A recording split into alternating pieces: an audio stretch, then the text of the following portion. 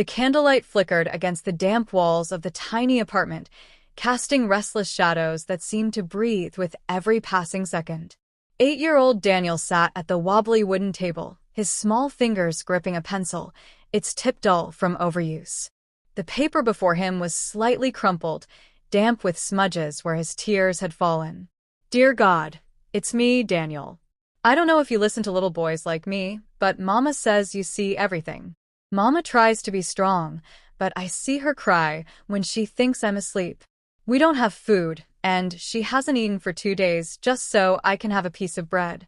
Please, God, just send us some food. Even just a little. I'll be good, I promise. Amen." He hesitated, then carefully folded the paper and placed it inside an old envelope. They didn't have stamps, but that didn't matter. God didn't need one. He scribbled on the front in his best handwriting, "To God." The next morning, Daniel woke early, clutching the letter in his tiny hands as he tiptoed past his mother, who lay asleep on their thin mattress. Her breathing was shallow, exhaustion etched into the lines of her face. He hated seeing her like this. With his heart pounding, Daniel hurried to the mailbox on the corner of their street, where the rusting metal frame stood like a forgotten relic. Standing on his tiptoes, he pushed the letter through the slot and whispered, "Please, God, help us." As the envelope slipped into the darkness, a strange gust of wind rushed past him, sending a shiver down his spine. The air felt heavier, thick with something unspoken. But Daniel shook off the feeling and ran home, hopeful that help would soon arrive. The first reply. That night, as rain pattered softly against the windows, Daniel lay curled up beside his mother, listening to her slow, steady breathing. He was about to drift off when he heard it, a faint rustling outside their front door. His heart leaped. Had God answered already? He slipped out of bed, careful not to wake his mother, and tiptoed across the creaky wooden floor. The apartment was eerily silent except for the rhythmic drip of water from a leaking pipe.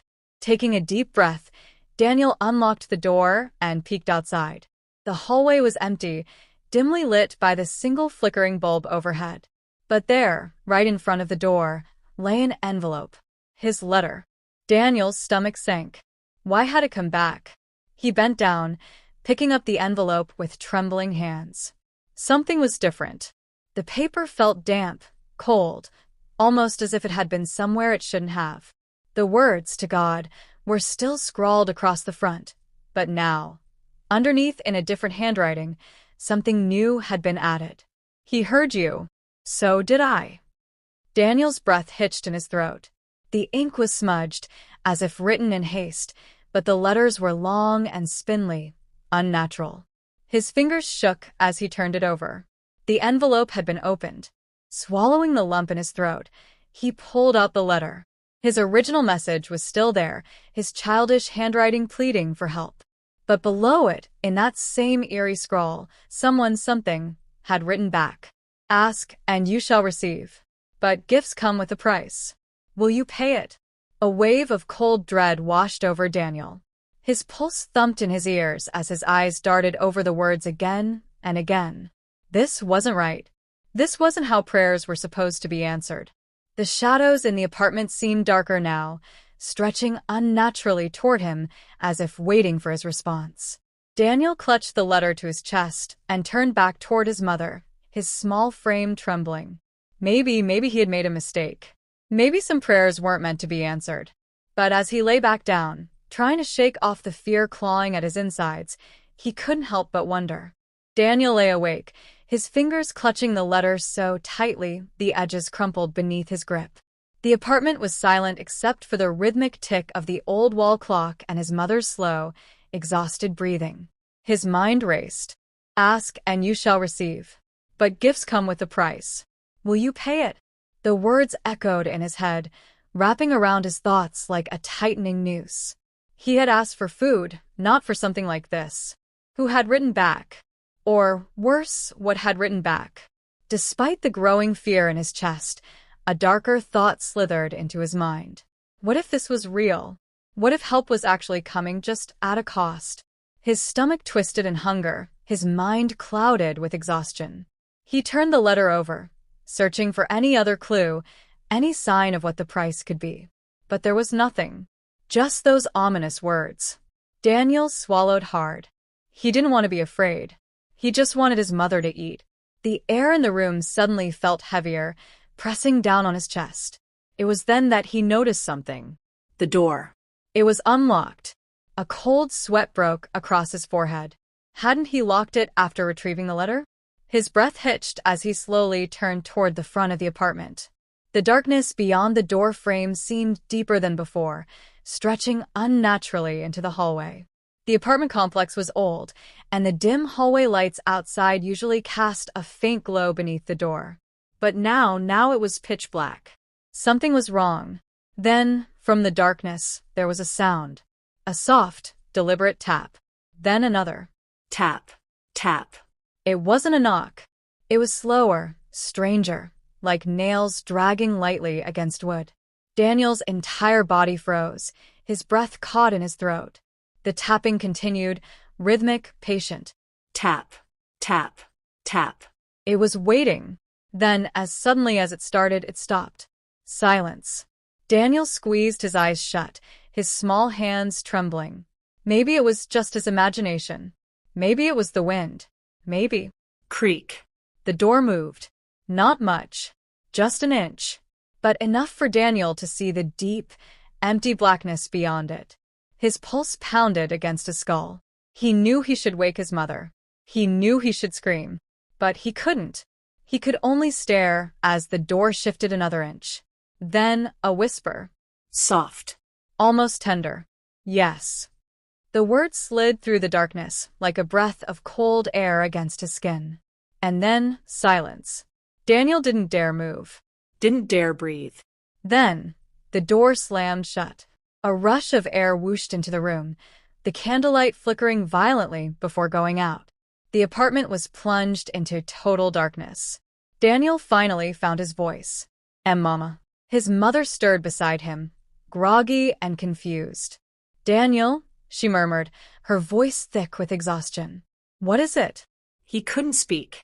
Couldn't explain. Instead, he just clung to her, burying his face into her warmth as she wrapped her arms around him. Honey, you're burning up, she muttered, feeling his forehead. Are you sick? Daniel shook his head frantically. Teach the door, he whispered.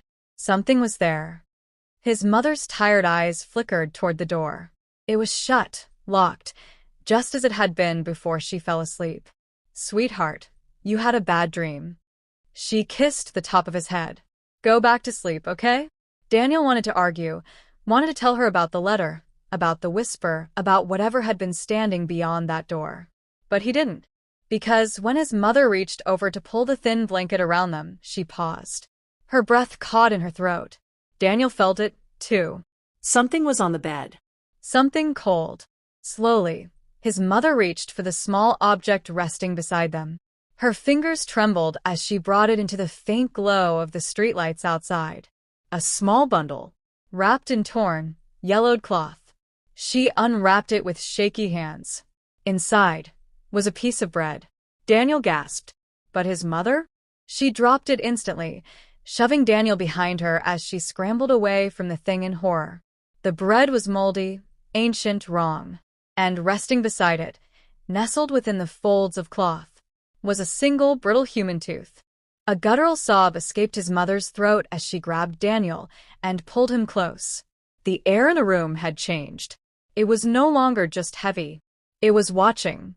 Daniel turned his wide, tear-filled eyes to the letter still clenched in his hand. The ink had changed again. The words below his plea had vanished, replaced by new ones. Shaky. Messy. As if written by a child's trembling hand. You asked. I answered. Eat. Daniel's stomach twisted in hunger. He had asked. And something hungry had answered. But the price? The price was still unknown. Daniel's mother was shaking. He could feel it in the way her arms clutched him tightly, her body stiff with terror. Neither of them spoke. The room was too heavy, too charged with something unseen, something waiting. The bread and the tooth still sat on the bed, untouched. Daniel's stomach twisted painfully with hunger, but the sight of that mold-covered bread made him feel sick. His mother finally moved. She grabbed the cursed thing and shoved it into a plastic bag with trembling hands, tying it tightly as if that could contain whatever evil had seeped into their home. Then she turned to Daniel. "Where did this come from?" Her voice was strained, barely above a whisper. He hesitated. Telling her meant telling her about the letter, about the thing that had whispered through the door. But the fear in her eyes told him she already knew this wasn't normal. Still, she needed to hear it. So he told her. Everything. The hunger. The prayer. The letter. And the reply. His mother's face grew pale, her breath hitching at every detail. When he finished, she was silent for a long time. Then, without a word, she grabbed the letter from his hands. Daniel watched as she read it, her fingers tightening around the fragile paper. But when she flipped it over, her expression shifted from fear to something else. Confusion. "This isn't your handwriting," she murmured. Daniel's stomach dropped. "What?"